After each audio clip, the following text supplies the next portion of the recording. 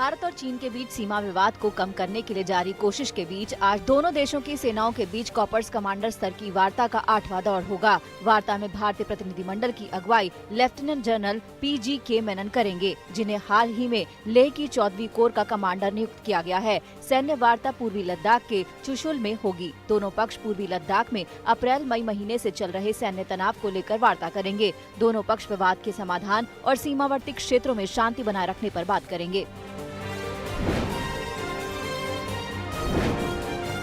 आज भारत और चीन के बीच 8वें दौर की बातचीत में नतीजा निकलने की उम्मीद है। LAC में सैनिकों की भारी तादाद और हथियारों की तैनाती कम करने पर आज बातचीत होगी और भारत चीन से ठोस कदम उठाने की मांग करेगा। सैन्य वार्ता के छठे चरण की बातचीत के बाद दोनों पक्षों ने कुछ फैसलों की घोषणा की थी। इसके तहत अग्रिम मोर्चे पर और सैनिकों को नहीं भेजने, एक तरफा तरीके से जमीनी हालात बदलने से परहेज करने और हालात को जटिल बनाने वाली किसी भी कार्रवाई से बचने की बात कही गई थी। LAC पर चीन के साथ तनातनी के बीच बंगाल की खाड़ी में 4 देशों की मालाबार नौसेना संयुक्त अभ्यास जारी है। इसमें भारत, अमेरिका, जापान, ऑस्ट्रेलिया की नौसेना हिस्सा ले रही है। ये अभ्यास बंगाल की खाड़ी में विशाखापट्टनम में मंगलवार को शुरू हुआ था। ये अभ्यास इन चारों देशों के बीच रणनीतिक संबंध को दर्शाता है। आज इस नौसैनिक अभ्यास का आखिरी दिन है। इन चारों देशों के नौसेना अभ्यास का दूसरा चरण 17 से 20 नवम्बर के बीच अरब सागर में शुरू होगा।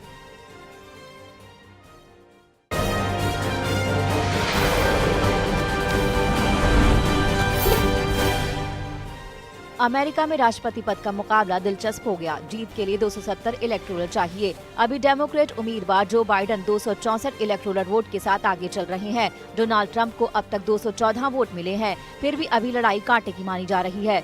4 राज्यों पर अब सारा दारोमदार है। इनमें पेंसिल्वेनिया और जॉर्जिया है, जिनको रिपब्लिकन पार्टी का गढ़ माना जाता है, जबकि नेवाडा और एरिजोना को डेमोक्रेटिक पार्टी का। पेंसिल्वेनिया में 20 इलेक्टोरल वोट हैं और जॉर्जिया में 16, नेवाडा में 6 और एरिजोना में 11। ट्रंप को जीतने के लिए काफी मशक्कत करनी होगी। उनको अभी भी 56 वोटों की दरकार है, जिसके लिए कम से कम पेंसिल्वेनिया, जॉर्जिया और नेवाडा को जीतना होगा। पिछड़ रहे ट्रंप ने मुकदमेबाजी भी शुरू कर दी है। पोस्टल बैलेट की काउंटिंग को उन्होंने कोर्ट में चैलेंज किया है। उनका दावा है कि पेंसिल्वेनिया में उन्हें कानूनी जीत भी मिल गई है। ट्रंप ने 3 राज्यों में वोटों की गिनती को चुनौती दी है। ट्रंप ने विस्कॉन्सिन में वोटों की गिनती फिर से कराने की अपील की है। उनकी टीम ने पेंसिल्वेनिया और मिशिगन में केस दायर कर रखा है। पेंसिल्वेनिया में ट्रंप आगे थे, लेकिन बैलेट की गिनती के साथ उनका अंतर कम होता जा रहा है। ट्रंप ने सवाल उठाया कि चुनाव के 3 दिन बाद भी वोटों की गिनती कैसे जारी रह सकती है। पेंसिल्वेनिया का आदेश कहता है कि जिन बैलेट्स पर पोस्ट ऑफिस की 3 नवम्बर की सील लगी है, उन्हें शुक्रवार तक गिना जाएगा। बाइडेन ने दावा किया है कि रात भर चली काउंटिंग के बाद ये साफ हो गया कि हम काफी राज्य जीत रहे हैं, कि राष्ट्रपति पद के लिए 270 इलेक्टोरल वोट हासिल कर लेंगे। अभी जीत का ऐलान नहीं कर सकते, लेकिन इतना साफ है कि जब गिनती पूरी होगी तो हमें लगता है कि हम जीत जाएंगे। बाइडेन के इस ऐलान के बाद ट्रंप और हमलावर हो गए। उन्होंने 3 राज्यों में वोटों की गिनती को चुनौती दे दी। कोरोना की वजह से करोड़ों अमेरिकी लोगों ने बैलेट के जरिए अपना वोट पोस्ट से भेजा है, जिनकी गिनती अब भी जारी है। ट्रंप इसे धांधली बता रहे हैं। बैलेट काउंटिंग में ट्रंप पिछड़ रहे हैं। ऐसा कहा जा रहा है कि बैलेट के जरिए ज्यादातर डेमोक्रेट उम्मीदवार बाइडेन समर्थकों ने वोट डाला है और उनका फैसला कोरोना को लेकर ट्रंप के खिलाफ गया है।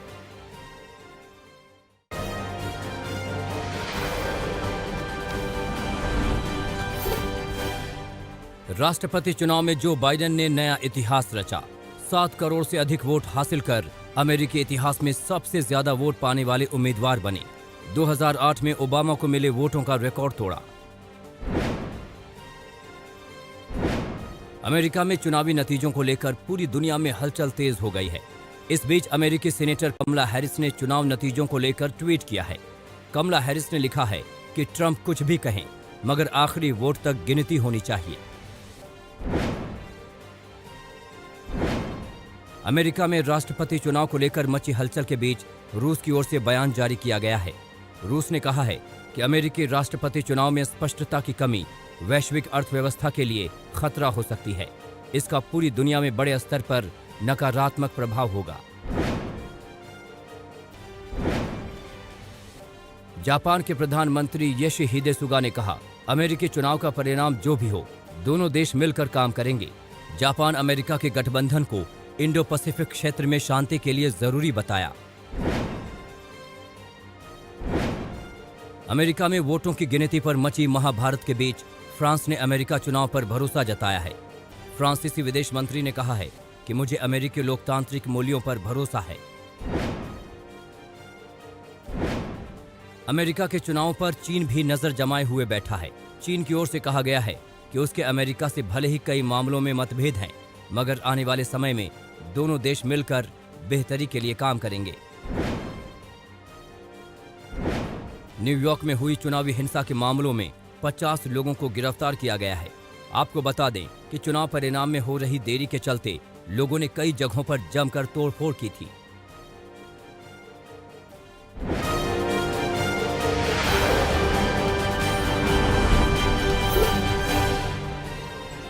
बिहार चुनाव में आखिरी दौर के मतदान के लिए प्रचार खत्म हो चुका है। कल प्रचार के आखिरी दिन सभी दलों ने जनता को रिझाने में पूरी ताकत झोंक दी। 78 सीटों के लिए तीसरे और आखिरी दौर का मतदान 7 नवंबर को होगा और 10 नवंबर को नतीजे आएंगे। प्रचार अभियान खत्म करने के बाद नीतीश कुमार ने पटना हाईकोर्ट की मजार में चादर चढ़ाई। बिहार में कल चुनाव प्रचार खत्म होने के दिन पीएम मोदी ने बिहार के लोगों के नाम एक लंबा चौड़ा खत लिखा। इसमें मोदी ने बिहार में 2005 के बाद माहौल सुधरने और विकास कार्यों के रफ्तार पकड़ने का दावा किया। साथ ही पीएम ने कहा कि बिहार में जात पात पर नहीं, विकास पर, अवसरवादिता पर नहीं, आत्मनिर्भरता के विजन पर वोट पड़ेगा। पीएम ने लोगों से अपील की कि बिहार में विकास की योजनाएं अटके या भटके नहीं, इसके लिए नीतीश कुमार की सरकार की जरूरत है। प्रचार के आखिरी दिन सीएम नीतीश कुमार ने यह कहकर सबको चौंका दिया कि उनका आखिरी चुनाव है। पूर्णिया की जनसभा में नीतीश ने जनता से वोट की अपील करते हुए भावुक अंदाज में यह ऐलान किया। हालांकि विरोधी इसे वोट पाने के लिए नीतीश का इमोशनल कार्ड करार दे रहे हैं। आखिरी दिन समस्तीपुर में रैली करने पहुंचे तेजस्वी यादव बुरी तरह झल्ला गए। दरअसल भाषण से ठीक पहले माइक खराब हो गया। इसके बाद एक छोटे माइक के सहारे उन्होंने अपने उम्मीदवार को जिताने के लिए सिर्फ एक लाइन की अपील की और माइक छोड़ दिया। खराब इंतजाम के चलते तेजस्वी जनता के सामने मंच पर ही आयोजकों और कार्यकर्ताओं पर जमकर बरसते दिखे। बंगाल में चुनावी बिगुल फूंकने पहुंचे गृह मंत्री अमित शाह का कार्यक्रम आज कोलकाता में है। शाह कोलकाता में मतुआ समुदाय के पार्टी कार्यकर्ता के घर खाना भी खाएंगे। मतुआ समुदाय के लोग बांग्लादेश से शरणार्थी बनकर आए थे। बंगाल में इस समुदाय की आबादी 70 लाख से ज्यादा है। गुरुवार को शाह ने बिरसा मुंडा को श्रद्धांजलि से अपने दौरे की शुरुआत की। इसके बाद उन्होंने बांकुरा में आदिवासी कार्यकर्ता के घर पर खाना खाया और बीजेपी के कार्यकर्ता के साथ मीटिंग की। बंगाल दौरे पर पहुंचे अमित शाह ने ममता सरकार पर जमकर हमला बोला है। आज तक के साथ इंटरव्यू में शाह ने कहा कि बंगाल की जनता को परिवर्तन की जल्दी है।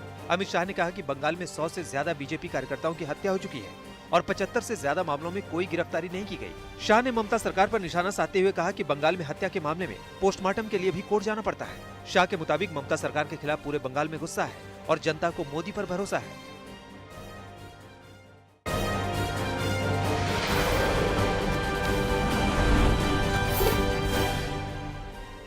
दिल्ली में कोरोना संक्रमण बहुत तेजी से बढ़ रहा है। लगातार तीसरे दिन राजधानी में संक्रमण का आंकड़ा 6000 से ज्यादा दर्ज किया गया। गुरुवार को राजधानी में 6700 से ज्यादा नए मरीज सामने आए। मौत की संख्या भी अब तक के सबसे ऊंचे आंकड़े के बराबर हो गई है। 24 घंटे में दिल्ली में 66 मरीजों की मौत हो गई। दिल्ली सरकार के हेल्थ बुलेटिन के मुताबिक इससे पहले 27 जून को 66 लोगों की कोरोना से मौत हुई थी। दिल्ली की कोरोना रिकवरी दर भी घटकर 89% पर आ गई है। कोरोना के संक्रमण की रफ्तार के बीच दिल्ली एनसीआर में प्रदूषण ने भी खतरे की घंटी बजा दी है। पिछले 24 घंटों में राजधानी में प्रदूषण का स्तर खतरनाक स्थिति तक पहुंच गया है और अलग अलग जगहों पर AQI 400 से 700 के बीच दर्ज किया गया। धुंध और धुएं की गहरी चादर के चलते विजिबिलिटी महज 400 मीटर के आसपास रह गई है। दिल्ली से सटे नोएडा, ग्रेटर नोएडा, गाजियाबाद और फरीदाबाद में भी AQI खतरनाक स्तर पर पहुंच गया है। डॉक्टरों की टीम इस बात का अध्ययन कर रही है कि दिल्ली में कोरोना मामलों में आए उछाल का प्रदूषण से कोई सीधा संबंध तो नहीं है। बढ़ते प्रदूषण के चलते दिल्ली की केजरीवाल सरकार ने हर तरह के पटाखों पर पूरी तरह से प्रतिबंध लगा दिया है। ये प्रतिबंध 7 नवंबर से 30 नवंबर तक लागू रहेगा। इस दौरान दिल्ली के लोग दीपावली पर ग्रीन पटाखे भी नहीं जला सकते। नियम तोड़ने वालों के खिलाफ सरकार ने कड़ी कार्रवाई करने के आदेश दिए हैं। वहीं 7 नवंबर से पहले और 30 नवंबर भी सिर्फ ग्रीन पटाखे ही जलाने की अनुमति होगी।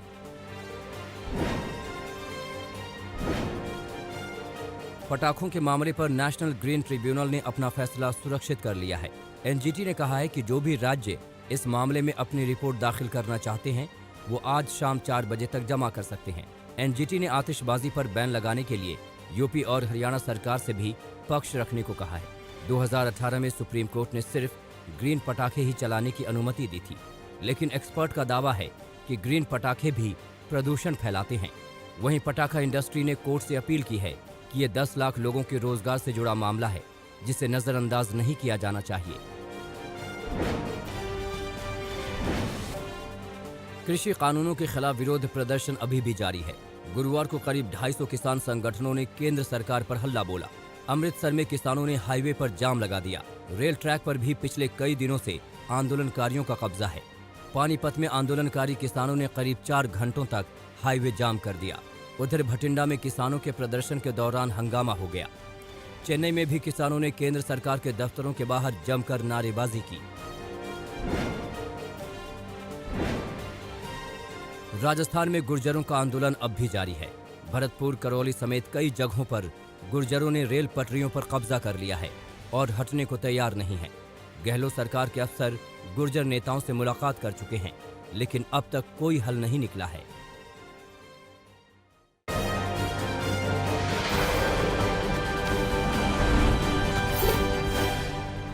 दिल्ली के जीबी रोड में एक इमारत में भयानक आग लग गई। लपटें देखकर अंदाजा लगाया जा सकता है कि आग कितनी भयानक है।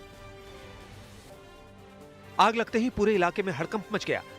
आनन फानन में फायर ब्रिगेड को सूचना दी गई। फायर ब्रिगेड की 10 गाड़ियां मौके पर पहुंची और आग पर काबू पाया जा सका। बताया जा रहा है कि इस अग्निकांड में कुछ लोग घायल हुए हैं।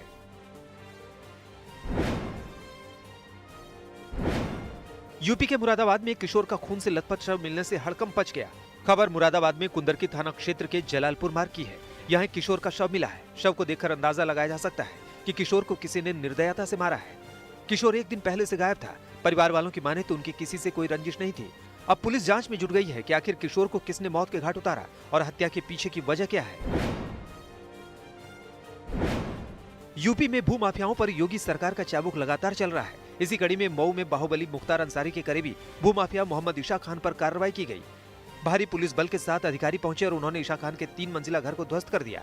पुलिस की माने तो ईशा खान ने यह मकान सरकारी जमीन पर अवैध कब्जा करके बनाया था। बताया जा रहा है कि ईशा खान ने करीब 20 करोड़ की अवैध संपत्ति बनाई है, जिस पर सरकारी बुलडोजर चल रहा है।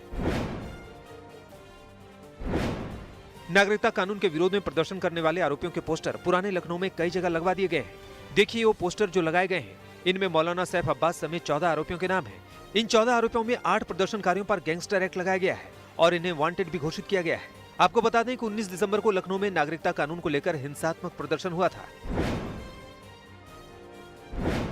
यूपी के रायबरेली में 2 पक्षों में खूनी संघर्ष हो गया, जिसमें एक शख्स की मौत हो गई, जबकि कई लोग घायल हुए हैं। मामला सलून कोतवाली क्षेत्र का है। यहाँ 2 पक्षों में रास्ते को लेकर खूनी हिंसा हो गई, जिसमें एक शख्स बुरी तरह घायल हुआ। घायल शख्स को अस्पताल में ले जाया गया, जहाँ उसने इलाज के दौरान दम तोड़ दिया। वहीं दूसरे पक्ष की ओर से पुलिस ने 8 लोगों को गिरफ्तार किया है।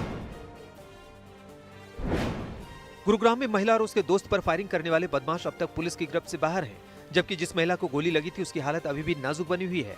बताया जा रहा है कि महिला अपने एक दोस्त के साथ गुरुग्राम में लॉन्ग ड्राइव पर थी, मगर रास्ते में गाड़ी लूटने की नियत से 3 बदमाशों ने उन्हें रोका और उन पर गोलियां चला दी, जिससे महिला और उसके दोस्त बुरी तरह घायल हुए। दोनों का अस्पताल में इलाज चल रहा है, जबकि बदमाश अभी भी पुलिस की गिरफ्त से बाहर है।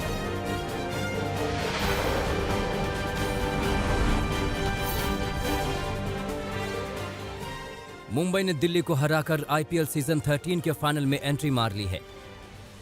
मुंबई ने क्वालिफायर में दिल्ली को 57 रन से हरा दिया। पहले बल्लेबाजी करने उतरी मुंबई की टीम ने 20 ओवर में 5 विकेट पर 200 रन का विशाल स्कोर खड़ा कर दिया, जिसके जवाब में दिल्ली की टीम 8 विकेट खोकर 143 रन ही जुटा सकी। मुंबई के विशाल स्कोर में सूर्य कुमार यादव के 51 और ईशान किशन के 55 रनों का योगदान रहा, जबकि ओपनर डिकॉक ने 40 और हार्दिक ने नाबाद 37 रन बनाए। 201 रन के टारगेट का पीछा करते हुए दिल्ली के ऑलराउंडर मार्क स्टोइनिस ने 65 रन की पारी खेली। वहीं मुंबई के स्टार पेसर जसप्रीत बुमराह ने मात्र 13 रन देकर 4 खिलाड़ियों को पवेलियन भेजा। दिल्ली के पास अभी फाइनल में पहुंचने का एक और मौका मिल सकता है। रॉयल चैलेंजर्स बैंगलोर और सनराइजर्स हैदराबाद के बीच एलिमिनेटर मैच में जो भी टीम जीतेगी उससे दिल्ली की दूसरे क्वालिफायर में भिड़ंत होगी और जीत दर्ज करने वाली टीम को फाइनल में जगह मिल जाएगी। नमस्कार, मैं हूं अंजना ओम कश्यप। हमें उम्मीद है ये वीडियो आपको पसंद आया होगा। लेटेस्ट खबरों के लिए यूं ही देखते रहिए आज तक और इस वीडियो के पसंद आने पर लाइक, शेयर एंड सब्सक्राइब करना ना भूलें।